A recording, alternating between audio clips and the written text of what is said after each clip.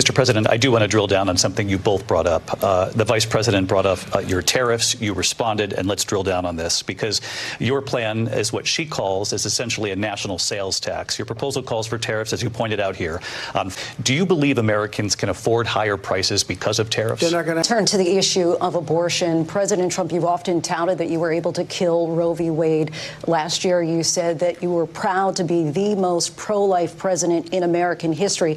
Then last month, you said that your administration would be great for women and their reproductive rights. Vice President Harris says that women shouldn't trust you on the issue of abortion because you've changed your position so many times. Therefore, why should they trust you? There is no state in this country where it is legal to kill a baby after it's born.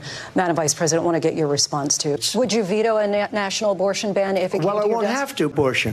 Vice President Harris, I want to give you your time to respond, but I do want to ask, would you support any restrictions on a woman's right to an abortion? The numbers since then have dropped significantly. But my question to you tonight is, why did the administration wait until 6 months before the election to act? And would you have done anything differently from President Biden on this?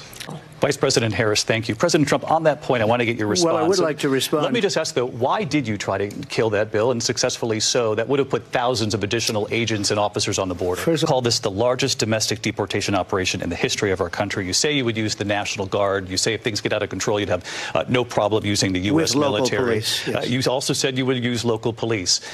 How would you deport 11 million undocumented immigrants? I know you believe that number is much higher. Take us through this. What does this look like? Will authorities be going door to door in this country? Yeah. President Trump, as you know, the FBI says overall violent crime is actually coming down in this country. But Vice President, that went nowhere. We have a lot to get to. Lindsay? Vice President Harris, in your last run for president, you said you wanted to ban fracking. Now you don't. You wanted mandatory government buyback programs for assault weapons. Now your campaign says you don't. And I know you say that your values have not changed. So then why have so many of your policy positions changed? Talk about the peaceful transfer of power, which, of course, we all know is a cornerstone of our democracy, and the role of a president in a moment of crisis.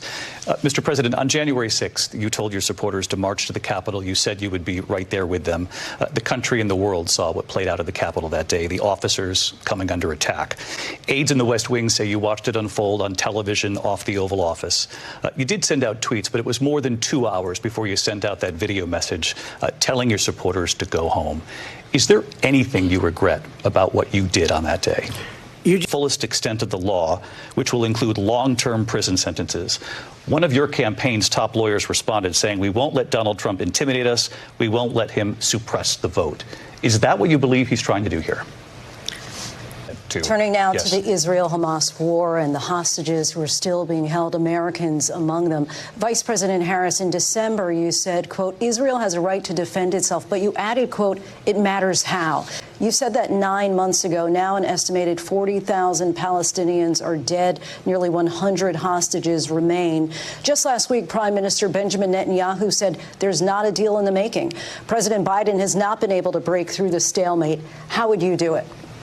President Trump, how would you negotiate with Netanyahu and also Hamas in order to get the hostages out and prevent the killing of more innocent civilians in Gaza? Years into this conflict, Mr. President, it has been the position of the Biden administration that we must defend Ukraine from Russia, from Vladimir Putin, to defend their sovereignty, their democracy, that it's in America's best interest to do so, arguing that if Putin wins, he may be emboldened to move even further into other countries. You have said you would solve this war in 24 hours. You said so just before the break tonight. How exactly would you do that? And I want to ask you a very simple question tonight. To win this war, if elected, how would you deal with Vladimir Putin, and would it be any different from what we're seeing from President Biden? They left. Putin did the invasion. President Trump, thank you. You did bring up something. You said she went to negotiate with Vladimir Putin. Vice President Harris, have you ever met Vladimir Putin? Can you clarify tonight? Honoring the soldiers who died in the chaotic withdrawal from Afghanistan. I do want to ask the Vice President, do you believe you bear any responsibility in the way that withdrawal played out? Thank you. I want to move on now to race and politics in this country. Mr. President, you recently said of Vice President Harris, quote, I didn't know she was black until a number of years ago when she happened to turn black and now she wants to be known as black. I want to ask a bigger picture question here tonight. Why do you believe it's appropriate to weigh in on the racial identity of your opponent? I don't, and I don't. What he has President said Trump, this is multiple now times. your Yes. third time running for president. You have long vowed to repeal and replace the Affordable Care Act. Last month, you said, quote, we're working on it. So tonight, 9 years after you first started running, do you have a plan, and can you tell us what it is? Too distant future. Vice President Harris, in 2017, you supported Bernie Sanders' proposal to do away with private insurance and create a government-run health care system. 2 years later, you proposed a plan that included a private insurance option. What is your plan today? Well, first of all,